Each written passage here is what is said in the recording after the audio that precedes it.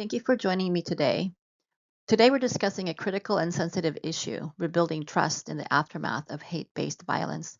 I'm Flormy Crisostomo, a forensic consultant, and I appreciate you joining this important conversation. Our goal is to address how we can respond strategically to acts of hate. Such incidents don't just harm individuals, they deeply impact communities and erode trust. It's essential to approach this with accountability, ensuring that every action we take fosters equity and community healing. We must commit to understanding the root causes of these horrible actions while working towards concrete solutions. As we delve deeper, remember that each step taken in rebuilding trust is a step towards a more inclusive and supportive environment for everyone. So let's continue with this shared commitment to change.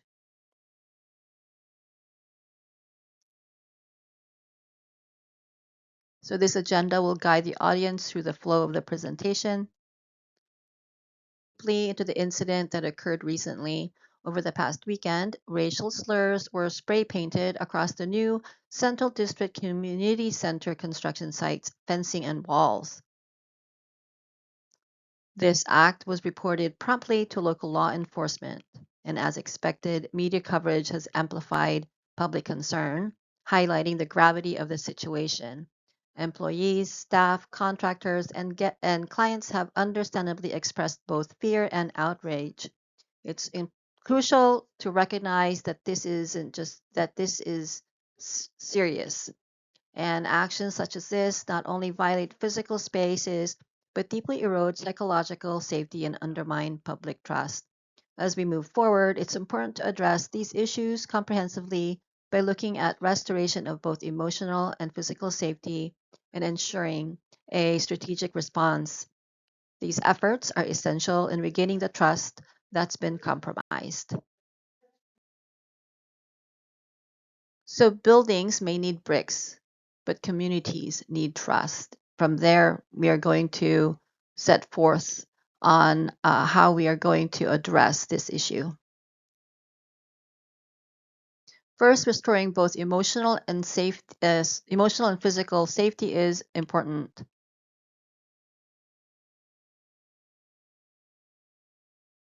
The community and employees need to feel secure in their environment again.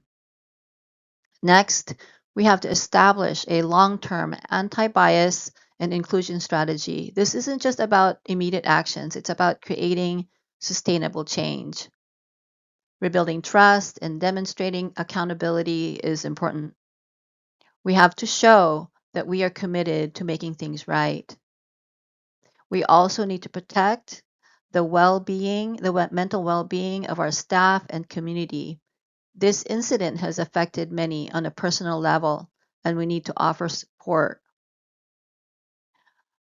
It's also possible that there could be escalation or retaliation, so we need to prevent that. We need to ensure that such incidents do not happen again. These steps are necessary for healing and moving forward together. So the goals are to restore emotional and psychological safety. We're going to publicly condemn the act. We're going to investigate thoroughly, engage the community to prevent escalation. At our investigation strategy for phase one. Our primary goal here is to truly understand the scope and intent behind the vandalism. This means identifying any potential suspects and evaluating the threat level carefully. It's important to document everything thoroughly as this will be vital for any legal actions and maintaining accountability.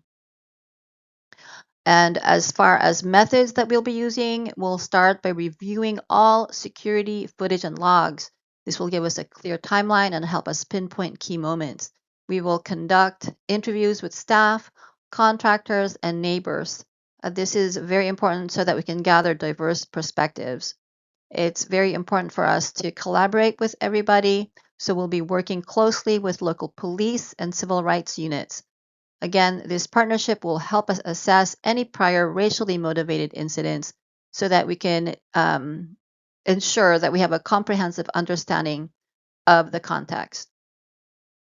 This will help us have a solid foundation for the next phases as we move forward with information and working on effective strategies.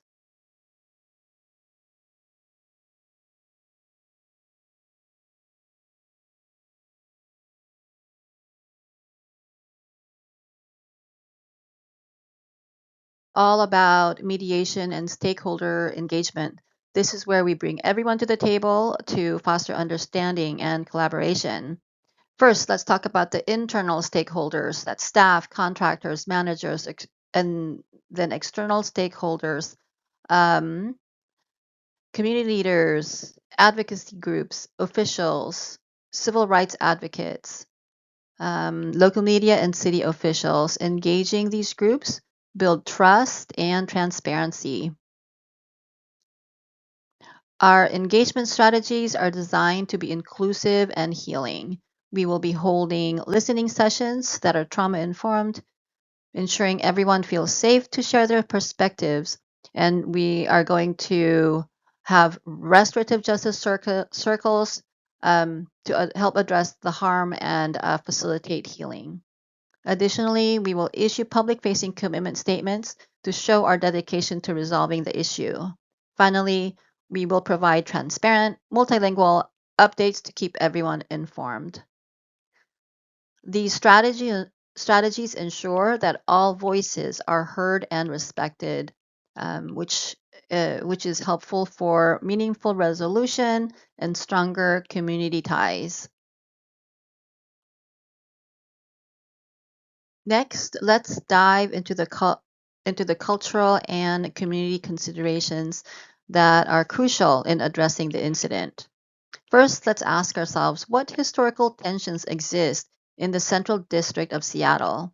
Understanding these tensions can shed light on the community's current dynamics and help us navigate sensitive areas thoughtfully.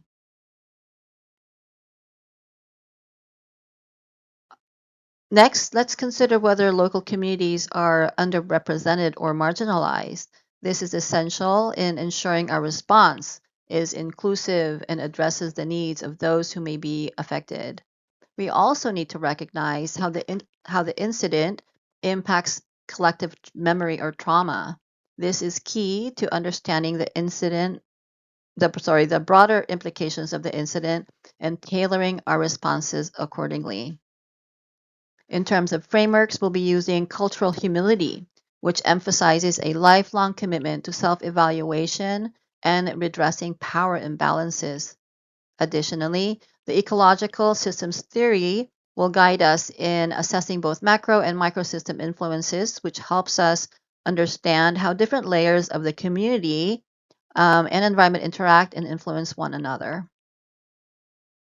By considering these questions and frameworks, we can ensure our response is sensitive, inclusive, and effective. So let's move forward with these insights in mind. So recommendations, immediate ones. We're going to condemn the hateful act and reaffirm the organization's values. We are going to secure the site and swiftly remove content to ensure transparency throughout the process. And we're going to provide referrals to employee assistance programs and local mental health services.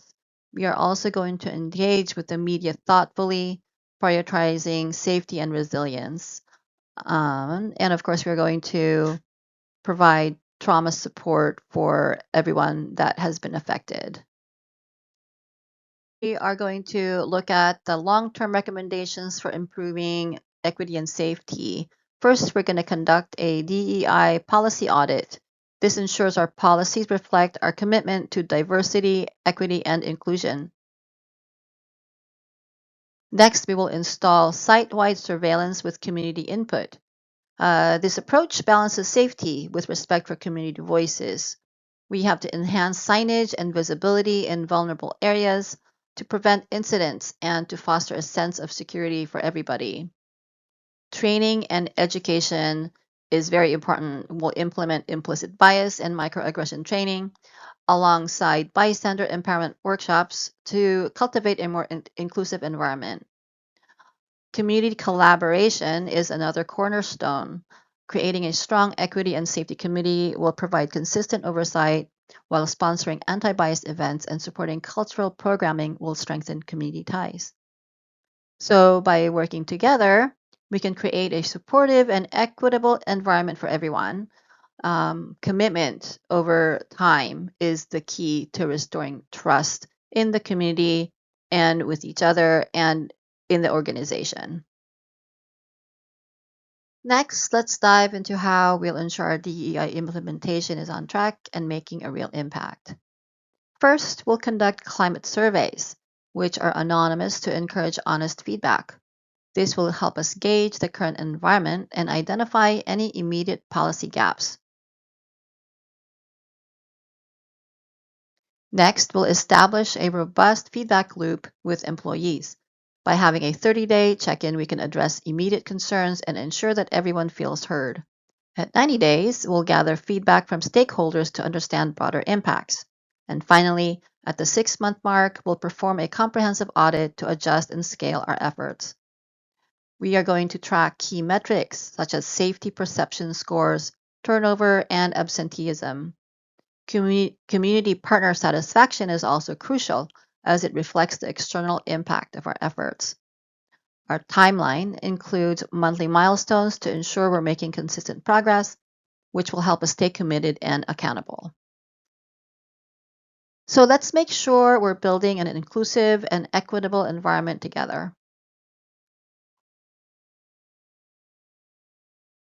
Let's dive deep into the impact of an inclusive crisis response. When organizations embrace inclusivity during crises, we see tangible benefits: increased morale, heightened trust, and improved employee retention. These are vital components that create a positive work environment.